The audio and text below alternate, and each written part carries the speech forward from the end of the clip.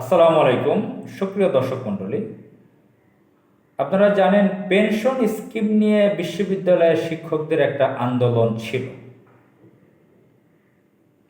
Pension scheme নিয়ে তো public ইউনিভার্সিটির শিক্ষকগণ সেই আন্দোলনে যুক্ত। এর মধ্যে কোটা আন্দোলন নিয়ে কলেজ ইউনিভার্সিটির শিক্ষার্থীরা রাজপথে নেমেছে। তো এটা খুব একটা হাইলাইট হয়নি কোটা আন্দোলনের মতো। শিক্ষকগণ তাদের ক্লাস বন্ধ করে দিয়েছে। Dhaka university, Rajshahi university, Chittagong university সহ দেশের 37টি পাবলিক ইউনিভার্সিটির ক্লাস বন্ধ, পরীক্ষা বন্ধ। এমনকি বিশ্ববিদ্যালয়ের যে কর্মচারীরা আছে, যারা শিক্ষক নন, ফ্যাকাল্টি মেম্বার নন, তারা অফিস করছেন না, তারা কথা বলছেন না শিক্ষার্থীদের সাথে। তো এই ইউনিভার্সিটির শিক্ষকগণ পেনশন স্কিমের জন্য, সরকার একটা পেনশন স্কিমের যে ধারণা দিয়েছিল যে এভাবে এভাবে করবো, তাতে দেখছে যে তাদের সুবিধা নেই। তো আমার কাছে এই ব্যাপারটা দেখে, যে তাদের আন্দোলনটা দেখে, তারা ক্লাস বন্ধ করে দিয়েছে, পরীক্ষা বন্ধ করে দিয়েছে, রাজপথে নেমেছে, আমার কাছে তাদেরকে খুব ছোট লোক মনে হয়েছে, খুবই ছোট লোক মনে হয়েছে। এই শিক্ষকরা খুবই ছোট লোকের জাত। আমি বলবো না এখানে সবাই ছোট লোকের জাত। ব্রড মাইন্ডের, বড় মন মানসিকতার, ব্যক্তিত্ব সম্পন্ন অনেক শিক্ষক আছেন, তারা এই সমস্ত আন্দোলনে এতটা অ্যাক্টিভ নেই এই পেনশন স্কিমের আন্দোলন নিয়ে। সম্প্রতি একজন শিক্ষিকার সঙ্গে আমার তর্ক হয়েছে। আমার জানা মতে তিনি এই অবৈধ সরকারের সাপোর্টার নন। তিনি চান দেশে ডেমোক্রেসি ফিরে আসুক, গণতন্ত্র ফিরে আসুক। তিনি একজন ভালো রেজাল্টের অধিকারী, ভালো রেজাল্ট করে তিনি শিক্ষিকা হয়েছেন, অ্যাসিস্ট্যান্ট প্রফেসর, সম্ভবত এসএসসি প্রফেসর হয়ে যাবে ভাব বা হয়েছে এরকম।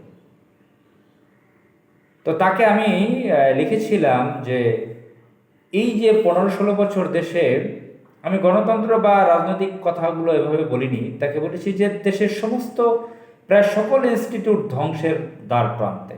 দেশ অঘোষিত অর্থনৈতিক দেউলিয়া হয়ে গেছে বাংলাদেশ।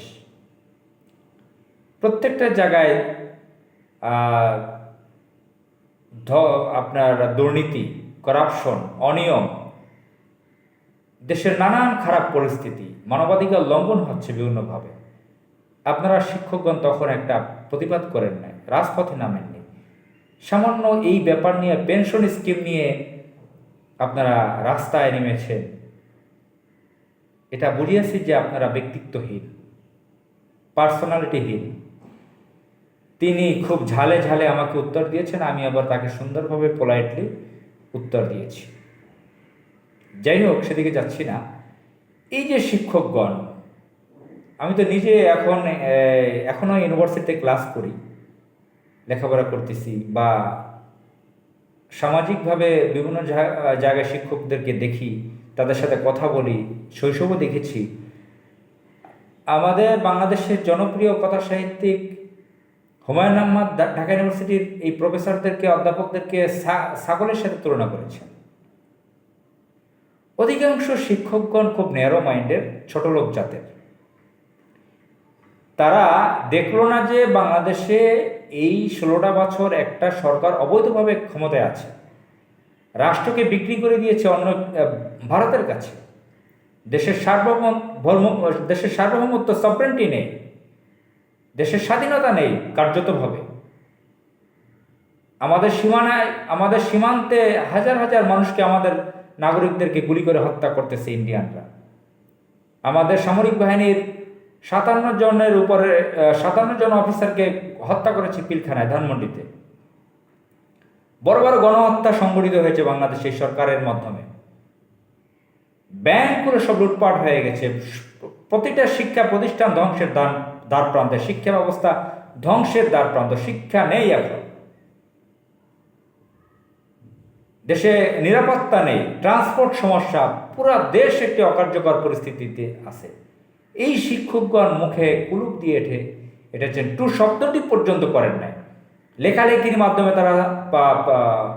তারা প্রতিবাদ করতে পারতেন, রাজপথে নামতে পারতেন। যুগে যুগে বিশ্বের বিভিন্ন দেশে দেখা গেছে শিক্ষকগণ রাষ্ট্রের অনেক গুরুত্বপূর্ণ বিষয়ে রাজপথে নেমেছেন দেশের কল্যাণের জন্য। বহু মানবাধিকার লঙ্ঘন হয়েছে। আপনার বুয়েটে যে আবরারকে হত্যা করা হয়েছে, তখন কি শিক্ষকরা এভাবে সম্মিলিতভাবে ইউনিভার্সিটি ক্লাস বন্ধ করেছিল? 37টা প্রাইভেট পাবলিক ইউনিভার্সিটি ক্লাস বন্ধ করে দিয়েছিল শিক্ষকগণ? তারা কি প্রতিবাদে নেমেছিল রাজপথে? নামেননি। আমাদের এই যে র্যাগিংয়ের মাধ্যমে শত শত ছাত্রকে নির্যাতন করা হয়, ইউনিভার্সিটির হলগুলোতে হাজার হাজার ছাত্রছাত্রীদেরকে বিভিন্নভাবে নির্যাতন করা হয়, শত শত ছাত্রছাত্রীদেরকে বিভিন্নভাবে হত্যা করা হয়েছে, রেপ করা হয়েছে। অস্থিতিশীল একটি পরিস্থিতি, শিক্ষাঙ্গনগুলোতে অস্ত্রের ঝনঝনানি, সেখানে মাদকে পরিপূর্ণ, সন্ত্রাসীতে পরিপূর্ণ। এই শিক্ষকগণ কি রাজপথে নেমেছিল?